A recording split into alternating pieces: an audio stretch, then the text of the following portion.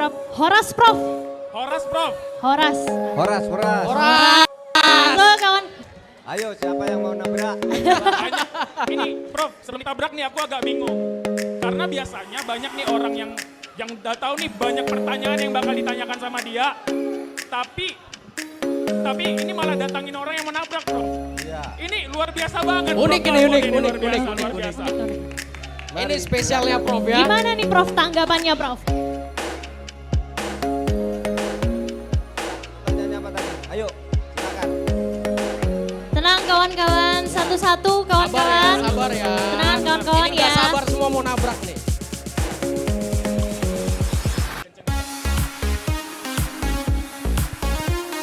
Ini kayaknya saudara-saudari dari Medan udah nggak sabar mau nabrak. Sabar banget ini. Nggak sabar Betul, banget. Prof. Baru kali Ayo. ini ada orang nggak sabar mau nabrak. Nah, ada orang menghindari ditabrak. Ini mau ditabrak, nggak sabar banget.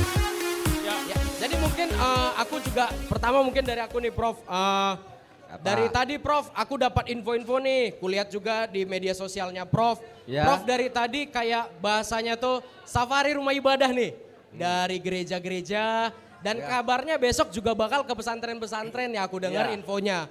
Nah itu Prof kan simbolnya menyimbolkan sesuatu gitu Prof. Itu sebenarnya apa yang pengen Prof sampaikan? Prof kasih pesan apa dari perjalanan itu Prof? Perjalanan yang kita bilang singkatlah di Medan ini, Prof manfaatkan untuk berkeliling rumah-rumah ibadah tuh kira-kira apa Prof? Ya, begini, untuk menyampaikan pesan ideologis sebenarnya bahwa semua pemeluk agama itu harus mempunyai sikap keagamaan dan keindonesiaan. Bahwa orang beragama Islam misalnya harus tahu bahwa dirinya adalah orang Indonesia juga. Sehingga tidak boleh karena beragama Islam lalu kiblat politiknya ke Timur Tengah. Saya bicara ke Indonesia. Betul Prof. Tepuk tangan kawan-kawan. Itu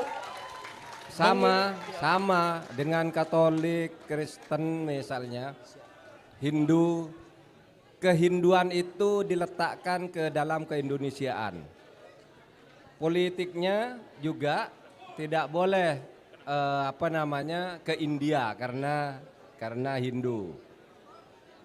Katolik ya keindonesiaan dan kekatolikan itu bersatu sehingga politiknya ya dia tetap Katolik tetapi politiknya adalah Indonesia. Nah, begitu yang saya ingin sampaikan karena sebenarnya perbedaan beragama itu ciptaan Tuhan. Saya sebagai orang Islam hafal betul ayat di dalam Al-Quran begini bunyinya. Yang ini saya cocokkan dengan agama-agama lain sama maksudnya. Walau sya'allahu la ja'alakum ummatan wahidah walakin liyabluwakum fima atakum. Kalau Tuhan itu mau, seluruh manusia ini beragama yang sama. Tetapi sengaja Tuhan menciptakan orang agamanya berbeda-beda juga. Untuk apa? Untuk berlomba-lomba berbuat baik dan bekerja sama di dalam keberbedaan itu. luar biasa, Yaitu- tepuk tangan Luar kawan-kawan. biasa. Luar biasa. Bukan untuk bermusuhan. Maka saya biasa sejak dulu keluar masuk gereja, keluar masuk pesantren, keluar masuk pura, keluar masuk kelenteng, saya sudah biasa. Biasa. Luar biasa Prof. Tepuk tangan Iya. sekali lagi teman-teman. Ya. Tapi nih kupotong nih Prof, Bung Berry nih kayaknya memang udah antusias banget nih pengen nabrak Prof. Tapi Ya. kalau misalnya kita nih di Medan nih kan, kita ada di warkop gitu istilah warung kopi. Ini kayaknya gak afdol kalau gak minum gitu kan, gak minum, gak makan. Minum. Kayaknya Eta ada mau nawarin sesuatu katanya. Ini namanya Seulawah Kupi. Sulawah kopi. Nah, Sulawah kopi itu kalau pengertian saya yang terbatas, Sulawah itu bahasa Aceh. Iya. Betul Prof, betul. Nah, kopi Aceh. Nah, Aceh memang terkenal kopinya, tapi dengan nama Sulawah itu mempunyai dua makna sekaligus. Dari sudut keagamaan, Sulawah itu berasal dari kata solawat. Sulawah itu dalam bahasa Aceh itu, solawat dalam bahasa Arab. Doa kepada Nabi, doa untuk keselamatan dan doa untuk kedamaian. Dulu nama Sulawah ini diberikan oleh rakyat Aceh kepada pemerintah Republik sebagai pesawat yang pertama. Jadi karena Aceh itu mempunyai kesetiaan kepada negara kesatuan Republik Indonesia, Indonesia masih miskin, lalu yang memberikan pesawat itu adalah orang Aceh dan diberi nama pesawat Selawah. Kata orang Aceh, kami berikan ke Indonesia ini pesawat ini untuk perjuangan, namanya solawat sebenarnya.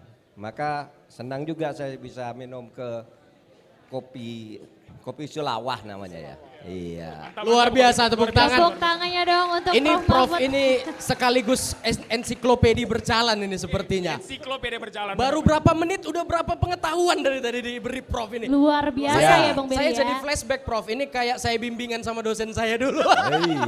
Iya.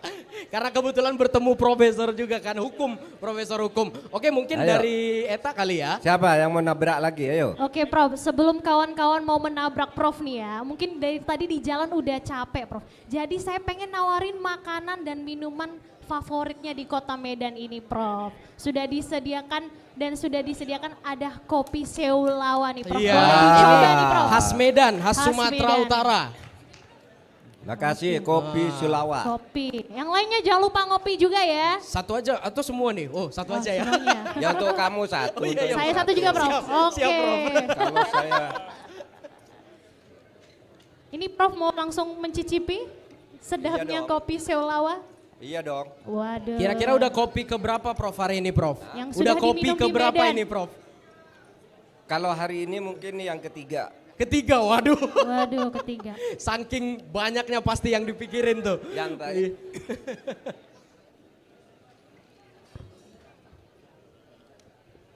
Ayo teruskan. Oke, Prof. Tadi saya lihat di sebelah kanan saya, Prof. Prof ini sepertinya bawa keluarga jauh-jauh dari Madura ya, Prof. Soalnya di sebelah kanan sana ada saudara-saudari Ya, tuh ada yang kita pacar dari Madura Madura nih, tuh. Prof. Ya, Halo kawan-kawan, Bapak Ibu. tepuk tangan. Tepuk dong. Ternyata di Medan banyak orang Madura ya. Betul. Bagus. Solid ya Bapak Ibu ya. Luar biasa sekali. Ini jauh-jauh nih Prof dari Madura nih Jauh-jauh kayaknya. dari Madura ya. Ayo silakan lagi. Ayo, oke. Baik, kawan-kawan sekalian, sudah siap tabrak Prof Mahfud? Sudah siap. Siap. Jember, ini dari Jember. Ini sama Jember. Oh, cuma satu. Oh iya. Beli ke Oke. Ini Madura. ceritanya reunian ya Prof ya. Yuk. Sudah. Sudah. Menang, Kak. Bagus. Sudah. Sudah duduk aja. Oke baik Bapak Ibu, terima kasih Bapak Ibu. Boleh kembali ke tempat ya. Ayo. Cukup. Nanti lagi Bapak Ibu. Thank you. Cek. Oke, kira-kira sekali lagi nih kutanya kawan-kawan, saudara-saudari udah siap tabrak Prof belum? Udah Coba. siap belum? Wah, Iya, sekali teriakannya tabrak Prof. tabrak. Oke. Tolong tunjuk tangan dong yang mau tabrak Prof. Kayaknya nih Kak Eta mungkin dari yang muda dulu nih. Betul Bang Beri. Ah. Atau Prof ada mau pilih-pilih sesuatu yang mau tanya? Iya. Terserah. Prof, Terserah tunjuk nih mau orangnya tunjuk. Terserah. Oh, yang Oke. mana aja? Yang Kamu mana aja, aja. Pertanyaan gimana juga bakal diajar pokoknya lah ya. Betul. Bang Rio, izin saya mau berdiri mau lihat antusiasme teman-teman semua di sini Coba ya. lihat mukanya, mimiknya yang Oh, iya. paling semangat, yang paling semangat yang bahagia mana yang paling hari ini semangat nih? siapa ya? Yang paling semangat. Yang paling semangat. Kayaknya Jadi kamu yang nunjuk, kamu yang bertanggung jawab kalau yang tidak ditunjuk marah ya. Oke. aduh Bang Beri, Bang Rio, saya bingung ini banyak sekali. Mungkin dari Bang Rio deh coba. Lain dulu, lain nih, lain di paling dekat. Ya, Lah yang di depan, oke. Lain dulu, lain. Boleh Oke, dari boleh. sini dulu kali ya. Sebentar, kita punya aturannya Bang Rio. Kita harus dudukkan di Oh iya kursi betul, panas. ini kursi panas Kursi nih. panas sudah kita Kursi sediakan. panas. Sudah Silakan siap yang masuk mau kursi tanya, panas belum? Maju Ya, ke silakan. depan. Silakan Bang. Kan lah ya. Silakan abang nih dulu. Iya. Jadi Ini lah ya. kayaknya jauh-jauh nih. Iya, betul ya Nggak Bang. tahu jauhnya dari mana. Mau tanya apa Soleh? Soleh namanya ya. Sebutkan nama dan dari mana apa pertanyaannya ya. Ya, Soleh. izinkan saya bertanya Prof. Saya Ntar Rizky. dulu. Nanti yang pertanyaannya terbagus ini jaket bomber saya kasih. Oh, dapat bercendes langsung dari Prof Mahfud MD. Prof, kalau gitu saya tadi Prof, nanya saya aja juga mau kalau gitu. dong, Prof. Boleh kamu juga tanya, tapi belum tentu terbagus kan pertanyaannya. Oke, lanjutkan Bung Rizky. Ya, perkenalkan nama saya Rizky Ramadan, mahasiswa Fakultas Hukum Universitas Sumatera Utara. Indra Ramadan. Rizky Ramadan, Prof. Ya, pertanyaan saya ada dua, Prof. Terkait misi dari Pak Ganjar dan Prof Mahfud. Terutama dalam misi percepatan supremasi hukum. Nah, sebagaimana kita tahu dalam pembentukan peraturan perundang-undangan, ada kadangkala eksekutif dan legislatif berbeda pandangannya. Dapat kita lihat contoh nyatanya dari beberapa bulan silam saat pembahasan rancangan undang-undang perampasan aset, di mana Prof Mahfud mendorong undang-undang itu untuk disahkan, akan tetapi ironisnya partai pendukung atau penyokong Prof Mahfud sendiri berbeda pendapat, yakni salah satunya PDI Perjuangan. Nah, bagaimana solusi Prof, solusi konkret nantinya untuk mengatasi permasalahan hukum ini? Dan yang kedua, Prof, terkait kebijakan hukum juga. Sebagaimana kita tahu, paslon nomor 3 salah satu paslon yang mendukung keberlanjutan dari proyek IKN. Nah, bagaimana pandangan Prof terkait rancangan undang-undang IKN, di mana spesifiknya pada pasal 9 ayat 1, yang mana kepala otorita IKN dituliskan ditunjuk oleh presiden. Bukankah hal ini bertentangan dengan misi dari Prof Mahfud dan Pak Ganjar sendiri, yang mana akan mempercepat penegakan demokrasi substantif? Kurang lebih begitu, Prof. Terima kasih. Luar biasa, tepuk Thank you, tangannya Bang. untuk Bang Rizky. Boleh Ini duduk kayaknya kembali? riset dulu nih sebelum nanya Ya, nih. di-riset dulu Bang Rizky Di-riset nih. dulu semalaman Ini nih namanya kayaknya nih. anak muda berintelektual ya Bang Rio. Jadi meriset terlebih dahulu. Jawab Boleh ya. dijawab, Prof. Saya jelaskan dulu. Undang-undang perampasan aset itu apa? Undang-undang yang akan memberi wewenang kepada penegak hukum untuk merampas aset-aset yang diduga atau ada kaitan dengan tindak pidana korupsi, tapi diselesaikan dulu perampasan asetnya secara perdata, dirampas, ambil. Tidak usah nunggu putusan pengadilan. Karena banyak pidana sedang berjalan, asetnya dialihkan, perkaranya berjalan panjang, asetnya dialihkan. Jadi ambil dulu, ini ada dugaan pidana, ambil gitu. Nah, ini penting bagi pemberantasan korupsi. Pemerintah sudah ngajukan ini sampai ke DPR sekarang ya, sampai DPR. Tapi DPR belum membahas juga, padahal dulu DPR kan yang nantang-nantang kita. Ayo kalau pemerintah mau, sekarang ajukan, kami segera sahkan. Sesudah kami ajukan sampai sekarang belum juga. Bahwa kemudian dinilai ada perbedaan antara pemerintah dengan DPR, itu konsekuensi saja, masyarakat boleh menilai begitu. Tetapi menurut hukum tata negaranya kalau DPR tidak membahas kan tidak disahkan juga. Gitu, tidak akan disahkan juga. Oleh sebab itu ya nunggu DPR saja kita. Nah, nanti kalau ini tidak juga dibahas-bahas, ya kita cari jalan lain lah. Kan bisa saja dengan cara-cara lain itu nanti kita lakukan. Tetapi ini penting undang-undang ini karena sebenarnya sudah disetujui oleh semua sebenarnya sebelumnya, baik oleh pemerintah maupun oleh semua parpol. Nah, tiba-tiba sekarang kita belum diberi kabar apa-apa. Kita ngajukan itu sudah bulan Mei. Nanti saudara nilai sendiri. Kita tidak bisa berbuat apa-apa kalau sudah di DPR. Gini loh, kalau DPR tidak membahas, lalu kita bertindak lebih jauh misalnya mengeluarkan perpu, bisa saja, keluarkan aja perpu gitu. Nanti kalau DPR menolak sudah perpu ya udah. Tetapi itu tidak sehat. Terlalu sering mengeluarkan perpu itu tidak sehat karena bisa saja suatu saat muncul seorang presiden yang suka mengeluarkan perpu, padahal perpu itu hanya dikeluarkan dalam keadaan darurat. Ini menurut kita belum darurat, sehingga biar aja berproses di DPR, gitu ya. Cukup. Lalu yang kedua soal IKN, apa? Kepala otoritanya ditunjuk, itu administratif saja sebenarnya, bukan terkait dengan soal demokratis atau tidak demokratis. Tapi kalau dalam kenyataannya nanti IKN itu menjadi pusat kegiatan politik, karena ibu kota negara, ya kan undang-undangnya bisa diubah.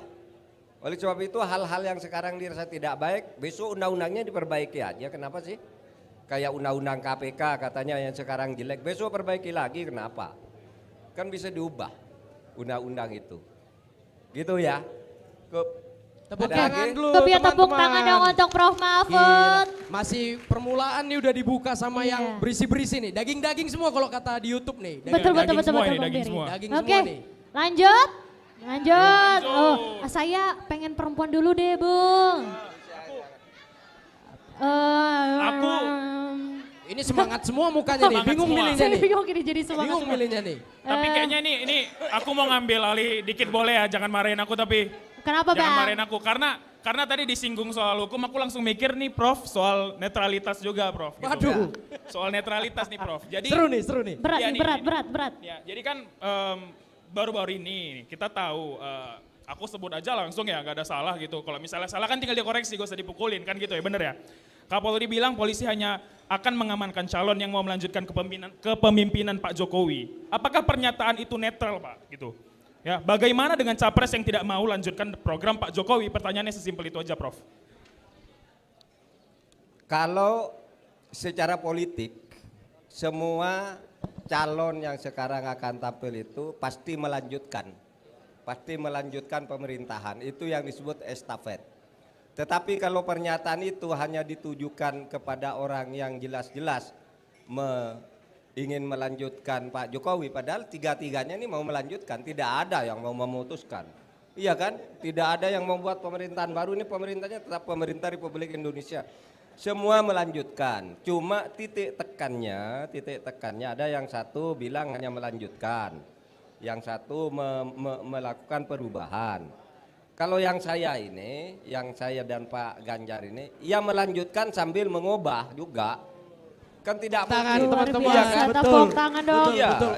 iya. Betul. Gini. Kalau di dalam kaidah agama itu ada dalil begini. Al-muhafadzatu bil qadimis sholih wal ahdu bil jadidil aslah. Setiap pemerintahan itu mengambil yang baik dari yang sudah berlangsung dan membuat yang baru yang lebih baik kalau memang ada yang lebih baik. Kenapa harus dipertentangkan? Semua tiga paslon ini akan melakukan estafeta kepemimpinan negara kesatuan Republik Indonesia. Bukan akan membentuk pemerintah yang terlepas dari Republik. Harus diartikan itu estafet. Tapi kalau pernyataan itu dimaksudkan mendukung salah satu paslon, itu berarti adalah tidak netral. Betul Masyarakat sekali, bisa menilai. betul, gitu. betul, Prof. Gitu. Betul, luar Ya. biasa. Betul, Luar biasa, Prof. Sebuah statement yang tegas dari Prof ya, dari jawaban dari Prof. Karena sebagaimana manusia juga Prof ya, pasti seiring waktu mencoba menjadi lebih sempurna, kan begitu Prof. Ada yang baik dilanjutkan, kalau yang kurang baik ya diganti, gitu tuh Prof ya. Saya Kalau rasa, gitu Prof, ya. semuanya Luar melalui biasa, proses luar ya, Bang biasa. Berry ya? Betul, betul, Betul luar sekali. biasa. Ya mungkin mau dilanjutkan lagi? Ya, lanjut Ada dulu. yang Boleh, lagi? boleh, Ini boleh, kok boleh. turun semua tangannya nih. Oke, Iya. Bang. Oh, Mana? saya tadi tersipu dengan yang baju pink di depan ini, Bang. Mungkin boleh dong kasih pertanyaannya Kakak. Oh iya, Silakan boleh, maju boleh, ke kursi boleh. panas Silakan kita. masuk ke kursi panas. Kursi panas ya, Kak, ya? Sebutkan nama, dari mana, dan pertanyaannya apa. Oke, baik. Sebelumnya saya mengucapkan terima kasih pada kakak yang cantik yang udah memberikan kesempatan. Jadi, Prof, ada satu pertanyaan yang pengen saya pertanyakan, Prof, tentang kejelasan hukum sebenarnya. Tentang kejelasan hukum dan birokrasi. Nah, jadi Prof, saya sempat melihat beberapa kali tayangan Prof menjelaskan soal pinjol. Nah, yang sampai hari ini soal pinjol itu nggak tuntas-tuntas, Prof. Prof punya program satu keluarga miskin, satu sarjana. Tapi cemana kita menjadi sarjana yang kaya kalau kita semua pun boncos ketipu sama pinjol, Prof. Nah, jatuhnya gini, Prof. Saya juga pernah riset, Prof. Kalau misalkan kita pengaduan ke cyber dari Kominfo, ya udah kayak kita cuma dapat jawaban politis aja, Prof. Kayak oke, pengaduannya diterima, tapi kan kita nggak punya pegangan, Prof, bahwa kita adalah orang yang dilindungi undang-undang karena kita melaporkan satu kejahatan, Prof. Nah, masuk lagi, Prof. Saya juga ngelihat dan saya riset bahwa itu bisa dilaporkan juga, Prof, ke cybercrime Polri kan, ada dari website. Nah, tapi apa, Prof, pegangan hukum yang jelas untuk kita anak-anak muda yang mungkin satu, Prof, tidak tahu karena sekarang banyak pinjol-pinjol itu pakai logo OJK. tapi sebenarnya nggak terdaftar di OJK. Nah, gimana kita anak-anak muda ini mau menyikapi, Prof? Kita generasi muda Gen Z mau kaya, Prof, 10, 15 tahun, 25 tahun ke depan. Apalagi Indonesia 45. Tapi gimana kita mau jadi generasi yang progresif, yang unggul, yang memiliki inovasi kalau misalkan kita sendiri masih buta hukum. Dan kita, Prof, juga pengen satu aja, Prof. Kita pengen satu, kejelasan dan kepastian hukum. Pendidikan hukum ke kita generasi-generasi muda ini, Prof, tentang persoalan-persoalan yang mungkin mengglobal. Jangan sampai Gen Z ini, Prof, udah tercederai birokrasinya dan demokrasinya, Prof, tercederai pula, Prof, kantongnya, Prof, karena kita nggak tahu ya kan, weh. Betul. Cocok. Cocok. Oke, Prof, itu aja, Prof. Makasih, Prof. Siap. Inilah Silakan, yang Prof. disebut wanita tangguh dan berani. Luar biasa. Namanya siapa namanya? Nabila. Oke, Nabila. Saya harus cerita dulu bahwa di dalam hukum itu ada hukum pidana, ya. Ada hukum pidana, hukum perdata. Hukum perdata itu dasarnya kesepakatan. Barang siapa, kalau Anda melakukan satu kesepakatan dengan saya itu mengikat.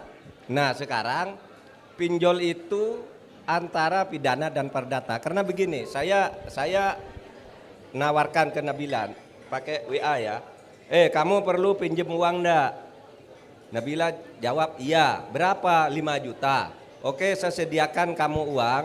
Mau enggak kamu saya pinjemi bunganya 1 minggu 5% misalnya. Kan lewat WA tuh. Kamu bilang setuju. Kalau oke, uang saya kirimkan. Kalau dalam seminggu kamu tidak bayar bunganya naik. Setuju. Sampai setiap jatuh tempo kamu tidak mau bayar, bunganya dibayari oleh pemberi pinjaman, lalu naik terus sehingga ada kasus di mana orang hanya minjam 3 juta, hanya beberapa bulan jadi 200 juta. Karena setiap ditagih itu tolong bayari dulu, tambah bunganya, tolong bayari dulu, tambah bunganya. Sampai ada yang bunuh diri dan sebagainya. Ketika dilaporkan ke polisi, semula ini tidak bisa ditindak. Kenapa? Itu kan perdata. Buktinya di nomor WA dia, nomor HP dia nih otentik, nomornya dia dan dia nyatakan setuju. Yang meminjamkan juga otentik, dia menyatakan setuju. Kesepakatan kedua pihak itu mengikat. Sehingga polisi tidak menindak waktu itu. Saya tanya ke OJK, nyebut OJK kan. OJK gimana ini? Pak, ini tidak bisa kami tindak karena ini ilegal. Kami kan hanya yang memberi izin, yang bisa kami cabut izinnya dan bisa kami jatuhi sanksi. Ini kan ilegal. Secara perdata dia dengan orang tuh sah, tapi dengan OJK ilegal. Itulah sebabnya sampai lama itu berlarut-larut. Lalu saya pertemukan polisi, Jaksa Agung, OJK, BI pertemukan. Saya simpulkan ini tindak pidana penipuan. Nah, sejak itu lalu ditangkap ratusan orang, ditangkap masuk penjara. Kantornya diobrak-abrik. Mula-mula bersembunyi tapi namanya ilegal kan? Muncul lagi nomor lain, nawalkan ke orang lain lagi. Nah, jadi jaminan hukumnya itu yang paling pasti jangan suka pinjem uang lewat HP. Ya, jangan suka pinjem uang lewat HP. Datang ke bank saja. Pemerintah menyediakan pinjaman-pinjaman lunak dan macam-macam. Tinggal datang ke bank. Nanti konsultasi ke para ahli perbankan, ahli ekonomi. Datang ke pemerintah tanya. Jangan lewat HP ditawari. Saya juga sering ditawari pinjaman murah dari 50 juta sampai 100 juta. Setujukah saudara saya kirimi uang? Nah, kalau saya bilang iya gitu, udah jadi tuh, udah ngikat tuh. Nanti tinggal bunganya sekian, iya jadi mengikat. Itu perdata. Nah, sekarang udah kita atur. Ya. Jadi itu jawabannya. Siap. Tepuk tangan teman-teman, luar biasa. Luar biasa. Jawaban dari Prof Mahfud dari tadi memang betul daging-daging semua ya. Langsung dari pakar hukumnya Bang Beri. Betul, tapi jadi saya juga teringat Prof, mungkin ada aspek marketing dari pinjol ini Prof yang membuat masyarakat tuh terjerat. Mungkin karena keinstanannya itu Prof. Karena ada pepatah bilang sesuatu yang instan itu biasanya tidak baik. Baik itu dalam bentuk pinjol, Kamu nyindir kamu. Kalau nyindir jangan nyindir capres. Kebaca deh. Kebaca. Aduh, deh. ketahuan jadi. Ya udah deh, Iya. kok kebaca berarti udah tersimpulkan ya kali ya. Betul, Kita betul. lanjut aja. Enggak, tapi kalau misalnya pinjol berarti nggak boleh? Pinjol nggak boleh. Pinjam langsung nggak boleh? Pinjam dulu 100. Bro. Pinjam dulu 100, itu udah lewat trennya. Udah lewat, Kayaknya lewat. Prof pernah bikin juga tuh kemarin kan, pinjam dulu 100. Iya kan? Oke, Siap. ya kok turun tangannya nih? Siapa yang mau nanya tadi? Aku mau. Aduh, sebentar. Dari tadi kan ini gak adil nih karena kita nengok ke sana semua. Bang Beri Saya nanya ke ingin belakang. melihat ke Oke. belakang. Kayaknya betul sih. Di Ternyata manakah ada juga suara- orang-orang di belakang nih. Tuh, sabar. Ah, Kayaknya abang itu tuh dari tadi saya tuh. yang pakai kakak yang Abang pakai tuh baju tuh. hitam silahkan datang ke kursi panas kami. Oke, tepuk tangan dulu teman-teman. Iya. Mana tahu gugup kan sebelum bertanya biar semangat nih. Iya. Halo Prof, saya Maria Simbolon saya seorang guru sekolah inklusi. Tapi saya ingin bertanya sebelumnya Horas, selamat datang di kampung kami Prof. Saat ini saya belum memutuskan memilih siapa. Jadi semoga jawaban Prof hari ini meyakinkan saya atau orang-orang yang belum memutuskan. Kami sadar sekali bahwa Prof adalah seorang yang idealis. Tapi apa sikap idealis ini bisa akan tetap Prof bawakan saat menjabat nanti. Kami bosan Prof dengan politisi yang berjanji tapi melempem dan membisu ketika menjabat Prof. Tabrak. Tabrak Prof. Oke. Prof orang hukum pasti tahu kan selama ini apa kebuntuan dari reformasi hukum sampai penegakan hukum kita begini-begini saja Prof. Bila profesor terpilih, apa janji profesor tentang pemberantasan praktik jual beli pasal dan jabatan? Aduh. Semakin panas. Karena misalnya Prof, kami percaya Prof idealis, tapi satu yang idealis, 10 yang tidak idealis bagaimana Prof? Tabrak. Karena kita bisa lihat Prof, pelaku banyak yang masih berkeliaran. Sedikit anyep beritanya sudah ada pemotongan tahanan. Bahkan punya modal untuk mencalon lagi Prof. Baru Tabrak. yang kedua, sebagai orang hukum, saya baca ada 21 program kerja yang Prof unggulkan. Sebagai orang hukum bisa disarikan hanya 3 karena Prof nomor 3 ya. Apa prioritas program kerja Prof untuk 5 tahun mendatang sebagai cawapres khususnya yang pasti akan diwujudkan. Karena 21 nanti saya lupa, 3 bisa saya kawal. Dan pasti ya yakin teman-teman di sini akan kawal. 3 aja Prof, apa yang bisa disarikan? Mungkin itu, terima kasih, panjang umur, kejujuran dan perjuangan. Horas. Tabrak. Aduh, Prof. Sudah. Gimana perasaannya Prof ditabrak-tabrak mendebar-debar Wah. itu? Tabrak orang Medan kita, Bro. Ditabrak Bu Maria Simbolon. Aduh. Ditabrak orang Batak nih, Prof. Kalau suruh nyebut 3 dari 21 prioritas tuh kan gampang ya. Misalnya gratisin internet. Kemudian 1 keluarga miskin 1 sarjana. Ya. Kemudian juga sikat KKN. Kemudian kalau tidak mau, kalau masih kurang, misalnya 1 desa, 1 akses untuk difabilitas atau disabel. Itu ada 21. Apakah itu hanya bisa selesai 3 dalam 5 tahun? Nah, itu semuanya. Ini yang sudah prioritas unggulan ini 21 sudah dihitung semuanya bisa diberikan di dalam 50 tahun, bukan hanya 3. Kemudian yang kedua, apakah saya akan tetap tegas, idealis? Iya dong. Saya berkarir di politik sejak awal reformasi, sekarang sudah 24 tahun. Mungkin ini adalah tahun saya yang terakhir, periode saya yang terakhir. Kalau Tuhan mengizinkan 5 tahun lagi. Saya tidak akan membuang reputasi saya selama 24 tahun ke belakang. Lalu akan mengubah diri 5 tahun ke depan. Justru saya akan semakin tegas dan membuat jaringan-jaringan agar ketegasan itu menular ke birokrasi di mana saya memimpin. Itu saja sebenarnya. Hambatan politik dalam jual beli hukum dan jabatan gitu ya. Yaitu masalahnya kan ada di penegak hukum, ada di birokrasi penegak hukum. ada di pejabat-pejabat, kita sudah tahu siapa pelakunya tuh kita udah tahu.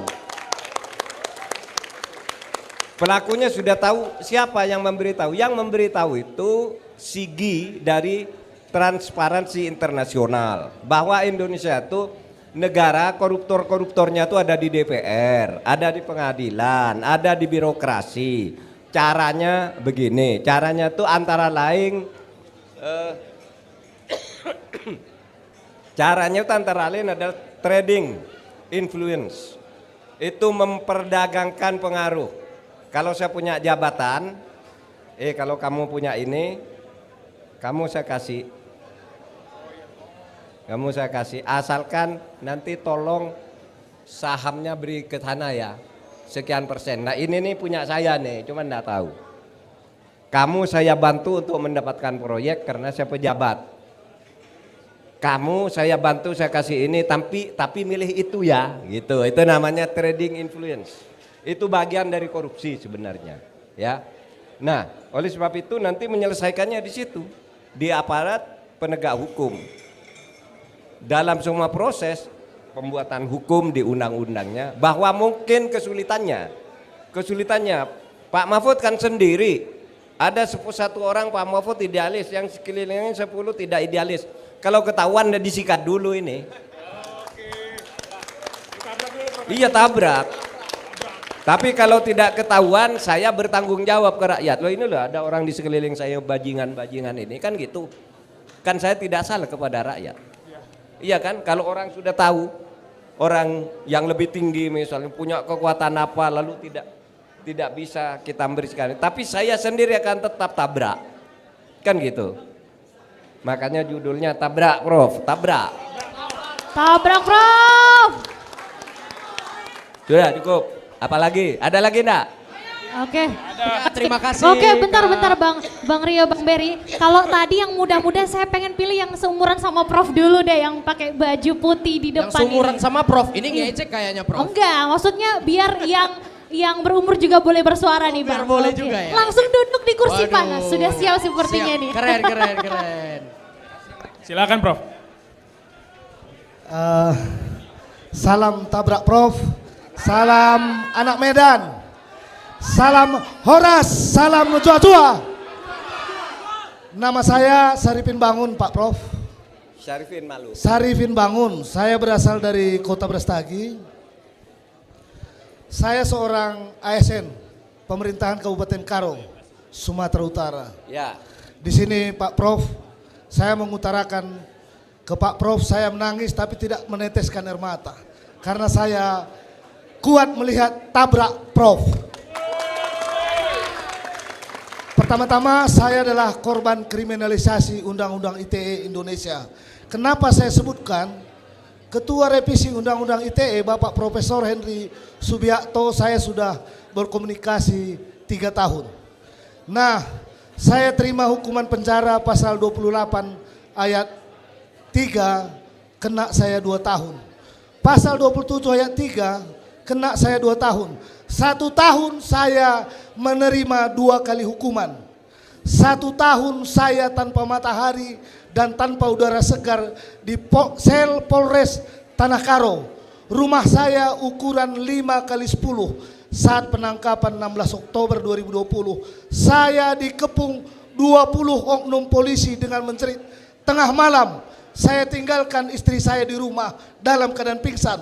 Saya diperiksa sampai jam 4 pagi. Saya tergeletak sampai 7 jam tidak sadarkan diri. Sehingga saya stroke. Saya dioper ke rumah sakit. Akhirnya tulus saya jalani 4 tahun penjara. Padahal saya terbayang ada koruptor di Indonesia 5 miliar. Dia hanya kena hukuman 4 tahun penjara. Saya terima, saya tulus 4 tahun penjara. Saya menjalani di 3 kabupaten Sumatera Utara. Bahkan tidur samping saya harus orang yang sudah 17 tahun di Nusa Kambangan. Saya tulus, saya terima, saya duduk di kaki Tuhan. Amin. Saya bebas 21 Maret 2023. Karena kekuatan Tuhan saya sehat, padahal udah sering opname. Nah, saya mau kembali dinas. Sampai hari ini saya sudah 11 bulan dinas. Sampai hari ini gaji saya sebagai pegawai negeri sipil dirampok 100% oleh pemerintahan Kabupaten Karo. Tapi saya sadar, NIP saya bukan dari Bupati dan Sekda Karo. NIP saya dari negara. Saya bicara di media sosial. Awal Maret saat Covid se-Indonesia, seluruh dunia anak-anak kita pun sekolah dari media sosial. Saya berbicara di media sosial hanya menyangkut judi, narkoba, korupsi di Sumatera Utara. Kenapa? Saya sadar peredaran narkoba nomor 1 di Indonesia adalah Sumatera Utara saya, tanah karo saya. Hanya itu, dan sampai hari ini saya betul-betul tergetak. Dan puji Tuhan, saya sudah keliling seluruh Indonesia. Bahkan saya ke kantor Bapak Menko Polhukam. Saya tidak ketemu dengan Bapak. Tapi justru saya hanya berdoa. Tadi saya di gereja, hanya jarak 2 meter. Dan saya tetap berdoa, Tuhan pertemukan saya dengan Bapak Mahmud. Karena ada tabrak Prof. Tabrak Prof. Terpuji nama Tuhan, terima kasih. Saya korban kriminalisasi Indonesia dan mungkin saya satu-satunya di Indonesia 1 kasus 2 hukuman, hanya cuitan sedikit aja di media sosial. Ya jangan sampai terjadi. Dan hari ini walaupun revisi katanya, saudara saya ada saya bawa, hanya di grup WA. Keluarga sekandung dipanggil Polrestabes Medan. Saling berselisih di grup WA. Jadi tabrak Prof, saya tahu di Inggris tidak ada undang-undang ITE, perdata yang ada di sana. Stop, stop undang-undang ITE pasal-pasal karet. Saya sudah korban kriminalisasi. Saya kena pasal karet 28 ayat 2 dan 27 ayat 3. Terima kasih, Tuhan memberkati. Sehat-sehat Pak Prof. Tabrak Prof. Tabrak Prof. Tabrak Prof. Mantap. Silakan Saya Prof. sedikit terharu juga mendengarnya nih Bang Beri. Iya, betul, Semoga betul, kita betul, juga mendengar betul. kelegaan hati jawaban dari Prof Mahfud langsung Inilah ya Bang ya. suara-suara dari daerah itu ya. Betul sekali Bang. Dan kita bersyukur sekali Prof Mahfud mau menabrak. Nah, silakan Prof disika. Ya, ini banyak jawabannya ini. Pertama mulai dari Undang-Undang ITE dulu ya. Jadi Undang-Undang ITE itu dulu diperlukan oleh rakyat dan pemerintah. Ya, kan dulu begini, banyak sekali fitnah berseliweran lewat, pada waktu itu ada BBM namanya. Masih ingat ya, ada BBM ya sebelum WA. WA ini lebih gencar lagi. Ya, lewat internet, lewat email. Waktu itu belum ada podcast apa itu waktu itu. Nah, banyak fitnah berseliweran, termasuk presiden kena fitnah juga. Waktu itu Presiden SBY kan kena fitnah macam-macam tuh, nerima suap lah, punya istri lagi lah, yang semuanya Presiden SBY ngadu ke polisi, pelakunya dihukum. Tapi kemudian orang bilang, kalau gitu perlu nih undang-undang ITE. Dibuat undang-undang ITE yang isinya itu, barang siapa nyebarkan berita bohong menurut pasal 28E ancamannya sekian-sekian. Fitnah ancamannya sekian-sekian. Hukumannya diperberat agar orang kapok maksudnya. Tapi kemudian ternyata banyak yang jadi korban undang-undang ini. Pertama Prita Mulyasari. Ingat ya, Prita Mulyasari itu hanya kirim email ke temannya. Saya dirawat di rumah sakit ini, pelayanannya jelek. Lalu dia dianggap menyebar fitnah, dibawa ke penjara. Ya kan? Wah, ini kok undang-undang ITE itu malah menekan rakyat. Lalu ada Baik Nuril di Sumatera, di NTB. Itu, Iya. Iya kan? Iya, ya kita amnesti, kita kasih amnesti. Baik Nuril itu dilecehkan oleh atasannya, malah dia yang dihukum karena dia memberitahu, padahal dia yang nyebar, dia dihukum. Presiden kasih amnesti. Lalu ada Saiful Mahdi di Aceh.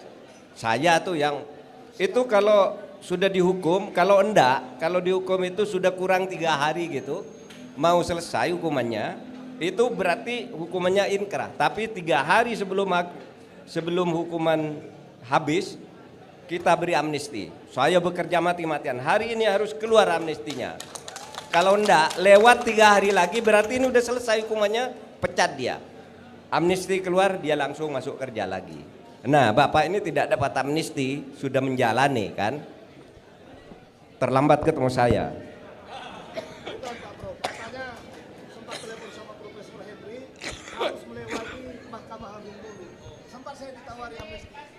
Sempat di penjara, saya sempat ditelepon Bapak Profesor Henry Subiakto. Beliau adalah Ketua Revisi Undang-Undang ITE 2021. Saripin bangun, kamu mau amnesti? Saya periksa berulang beratus kali bersama profesor yang lain. Secuil pun tidak ada yang salahmu. Yang memenjarakan kamu zolim dan zalim. Setengah jam pun kau terlampau lama di penjara. Ini kok mau kau 4 tahun. Oke, apa syarat-syarat amnesti dari Presiden Bapak Profesor? Saya bilang harus melewati Mahkamah Agung. Nah, di saat saya mau berjuang amnesti, saya dioper-oper kayak bola di 3 kabupaten Sumatera Utara. Nah, nyawa saya dulu yang utama, saya pikir. Oke. Yang Pak Saiful Mahdi itu enggak pakai Mahkamah Agung, pakai langsung saya bisa. Si Baik Nuril bisa, enggak pakai Mahkamah Agung. Waktu itu beda prosedur ya. Kalau amnesti ke yang lewat Mahkamah Agung itu ada. Amnesti itu atas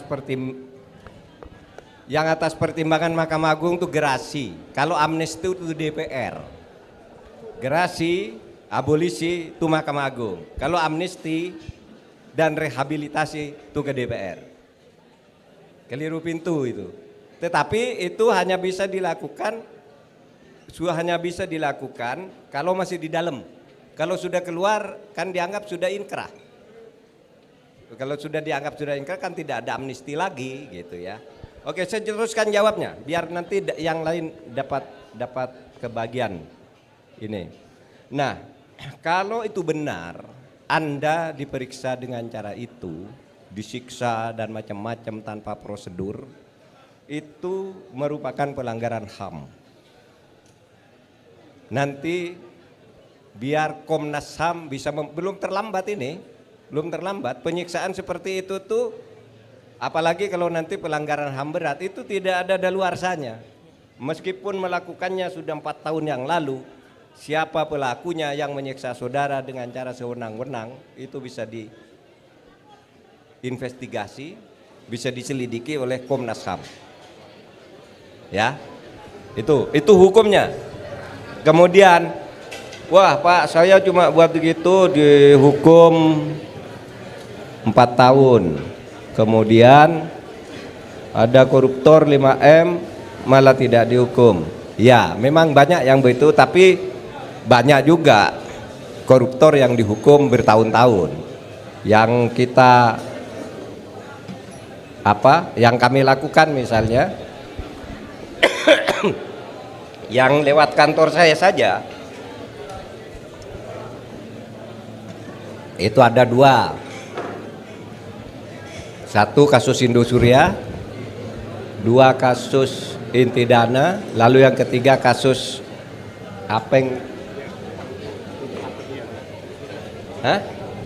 yang kelapa sawit. Itu hukumannya 12 tahun sampai 18 tahun masuk. Jadi tidak semua koruptor itu bebas, enggak. Banyak yang udah masuk. Oleh sebab itu sekarang kalau di catatan KPK itu jumlah koruptor itu sekitar 1.300 orang. Artinya koruptor tuh banyak yang ditangkap. Ya ada yang bebas berkeliaran, itu yang punya jenis-jenis kolusi yang terus kita selidiki. Sebenarnya koruptor itu tidak. Jangan berkata, Pak itu koruptor kok pada bebas. Enggak, catatannya 1.300, ada nama, ada alamatnya. Yang sekarang itu tercatat di data negara. Karena saya berkata begini, jumlah koruptor di Indonesia itu 84% adalah lulusan perguruan tinggi. Kan saya bilang gitu. 84% tuh berarti 84% dari 1.300, ya kan? Berarti jumlah koruptor itu kira-kira berapa? 900 orang, itu sarjana ke atas. Nah, kok gede? Ya enggak juga, karena jumlah lulusan perguruan tinggi itu 17.600.000. Berarti kan tidak ada 1% nih yang lulusan perguruan tinggi. Jadi perguruan tinggi jangan sedih juga. 84% itu dari koruptor gitu. Nah, kalau gaji saudara tidak diberikan, memang hukumnya begitu. Di dalam undang-undang itu siapa yang dijatuhi hukuman pidana dan sudah inkrah itu sudah dianggap salah karena tindak pidana yang diancam pidana lebih dari 5 tahun. Meskipun misalnya ancamannya 6 tahun tapi dihukum 1 tahun, tetap dianggap pidana berat. Maka dia tidak berhak lagi menjadi pegawai negeri. Titik ya. Tetapi kalau saudara belum dipecat kok gajinya tidak diberikan, nah itu tindak pidana sendiri dari pejabatnya. Ini bisa diusut ini. Bisa diusut ini. Loh. Saudara belum pernah diberhentikan. Berarti gaji terus mengalir. Berarti itu masuk ke kantong siapa tuh harus dicari. Ini korupsi tersendiri nih. Paham? Gitu ya. Oke, pertanyaan yang lain. Oke. Lanjut, Bentar. kita lanjut tabrak. Makasih Pak Sarifin. Baik, terima kasih Pak Sarifin ya. Pak ya. Ayo Pak. Pak, semangat Pak. Saya ingin Yang di belakang dulu lah, Yang Kak. di Tadi kan belakang dari dulu. depan, di belakang kita nih maksudnya. Di belakang Prof ada orang juga di loh. belakang Prof. Kayaknya yang di Yang mana? belakang juga perlu diperhatikan nih. Yang pakai topi itu, Ber. Yang pakai topi. Ya, Ya boleh. Pakai topi tuh, panggil dong. Boleh. Yang pakai topi. yang pakai topi, yang Sini, pakai kita topi balik deh. lagi ke anak muda lagi nih. Ya, balik ke anak muda dulu ya, Prof ya. Boleh sambil Silakan dicoba, duduk Prof. di kursi panas. Dari sini. Silakan ke kursi panas. Iya. Sini Bang. Ini dari tadi kita dengerin Prof emang serasa lagi kuliah ya. Betul, Tadi, betul, ya. Bang. Daging semua emang. Baik, terima kasih kesempatannya. Selamat malam Prof. Jadi saya sangat senang. Oh, mohon maaf Prof, sangat senangnya Prof. Jadi nggak ingat nama. Anak. Siapa tahu kamu yang dapat jatah. Baik Prof. Dicatat Amin, namanya. amin Prof. Baik Prof. Nama saya Riko Manurung Prof. Saya kebetulan berkuliah di Fakultas Hukum USU. Nah, saya sangat memfavoritkan Prof sebagai dosen hukum tata negara Prof. Nah, saya juga senang saat paslon nomor 03 adalah salah satu paslon yang menggebrak tentang korupsi ini Prof. Nah, jadi Prof, saya ini ingin bertanya seperti ini Prof. Di mana kita tahu anggaran paling besar kan menurut undang-undang itu di kesehatan dan pendidikan Prof. Nah, jadi seperti yang Prof bilang tadi 84% koruptor itu berasal dari perguruan tinggi. Nah, di mana setahu saya, sepengalaman saya, banyak sebenarnya terjadi praktik-praktik korupsi di dalam perguruan tinggi tersebut. Nah, jadi wajar saja 84% itu terjadi dari perguruan tinggi karena dari masa kuliah saja sudah terjadi praktik tersebut. Nah, jadi pertanyaan saya gini, Prof. Dari program Prof tentang korupsi, bagaimana gebrakan yang akan Prof lakukan ketika Prof nanti terpilih menjadi wapres terhadap korupsi di dunia pendidikan Prof? Sekian Prof, terima kasih Prof. Sebelumnya Prof, saya minta tanda tangan buku Prof, boleh Prof? Sambil menyelam Jadi minum sekalian air ya kayak Bang. launching buku ya. Sambil menyelam minum air. Wih. Ini namanya fans sejati nih. Ini buku politik hukum di Indonesia. Dicetak dari disertasi saya tahun 1993. Ini merupakan buku tentang politik hukum yang pertama di Indonesia. Buku ilmiah maksudnya. Kalau orang nulis tentang politik hukum dalam arti kecil-kecilan tuh banyak, tapi yang kemudian ditulis dalam bentuk disertasi ini yang pertama. Itu pula sebabnya sesudah disertasi ini ilmu politik hukum masuk di dalam kurikulum di semua fakultas hukum di Indonesia. Dan saya adalah guru besar ilmu politik hukum yang pertama di Indonesia. Terima kasih, akan saya tanda tangani. Ini sudah cetakan yang kesekian kali. Luar biasa. Luar biasa. Ya, boleh di situ. Iya, Riko. Iya, itu dua aja. Nih Bang Berry, Riko nih habis ini apa tadi malam ya? Cair. Keren ini Bang Riko Manurung. Tapi awas Bang kalau ada saya lihat di marketplace ini ya nanti malam ya. Oh kita awasi, kita awasi. Betul, betul, Nggak bisa betul, gitu loh, betul. nggak bisa gitu loh, nggak boleh loh. Widih.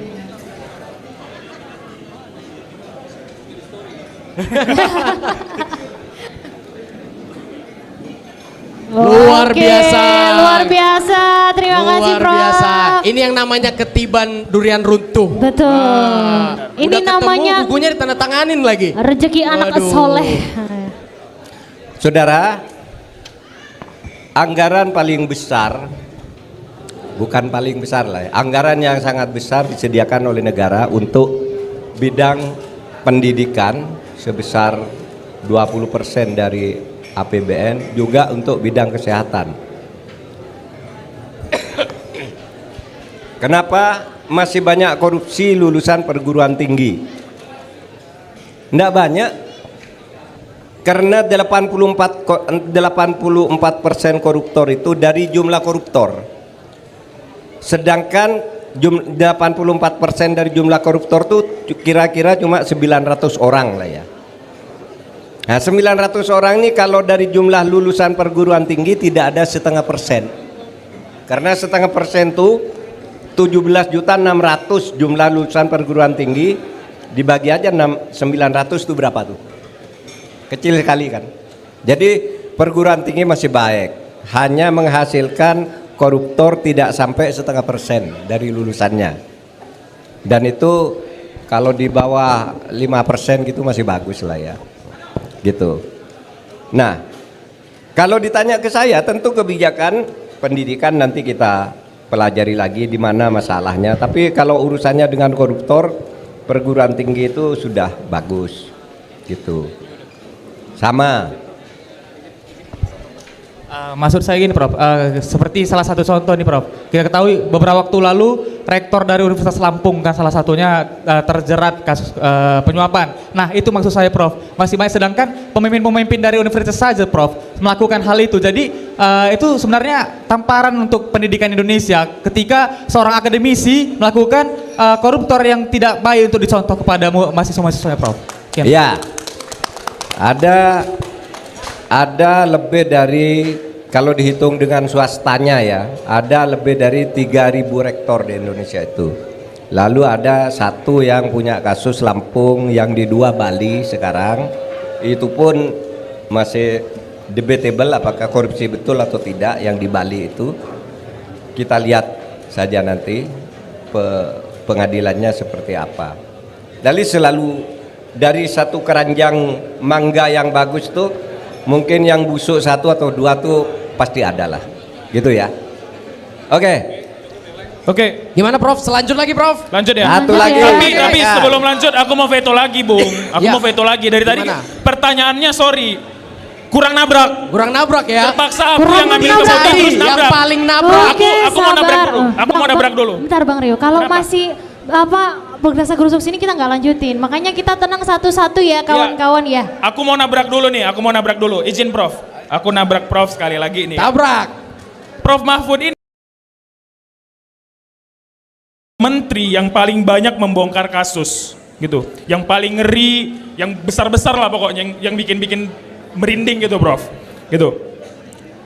Ibaratnya kayak peluru yang tidak terkendali itu, apapun pokoknya ditabrak gitu. Nah, kami orang Medan Prof, senang kali waktu Bapak kasus Sambo. Karena waktu itu yang dibunuh tuh orang Medan. Oh iya betul. Brigadir Joshua. Betul, ya. Ya Prof ya? Iya, Brigadir Joshua. Joshua. Benar. Kalau nggak ada Prof, aku rasa publik ini bakal nerima mentah-mentah informasi yang kita lihat di situ gitu. Itu gak bakal, kita tahu gak bakal tahu kebenarannya. Gak ada versi kedua Gak gitu ada ya. versi Nggak kedua ada gitu. Dan ini luar biasa, Betul, cuman betul. Prof yang berani membongkar menunjukkan sama semuanya tentang kebenaran kasus itu, Prof. Betul, betul. Prof, kira-kira bisa ceritakan nggak sama kita, Prof? Ibaratnya itu kenapa bisa seberani itu, senabrak itu buat menyadarkan kita soal kasus itu, Prof. Boleh nggak, Prof? Baik, saya berdiri nih, serius nih kalau Sambo ini. Dispil nih spesial. Jadi, saudara, saya berangkat saja dari putusan pengadilan. Kasus Sambo itu kasus upaya orang menutupi kejahatan dan mau menghapus kejahatan dengan mengorbankan orang lain. Intinya menurut pengadilan kasus Sambo itu Joshua ditembak oleh Ferdi Sambo. Itu putusan pengadilan. Ditembak oleh Ferdi Sambo dengan alasan yang macam-macam, tapi yang jelas dia nembak, membunuh. Nah, semula kasus itu mau ditutupi begini, begitu Ferdi Sambo menembak, ya, begitu Ferdi Sambo menembak, dia lalu mencari alibi.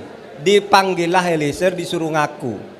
Kamu ngaku aja, kamu yang nembak karena ditembak duluan. Nanti kalau kamu menembak, ditembak duluan, karena kamu terpaksa nembak, kamu saya bebaskan. Saya akan kadif propam. Bebas, jadi tidak akan dihukum. Perkara ditutup, selesai. Nah, tapi pada waktu itu orang curiga karena olah TKP-nya juga tidak jelas. Terjadi hari Sabtu kalau tidak salah, baru diumumkan Senin, dan penjelasannya juga main-main kayaknya Kapolres. Nah itu gitu, sehingga kemudian saya sedang ada di Mekah nih. Saya sedang ada di Mekah, terus saya baca berita itu. Kok sepertinya ada pembunuhan tapi kok datar-datar aja beritanya. Lalu ada seorang ketua IPW.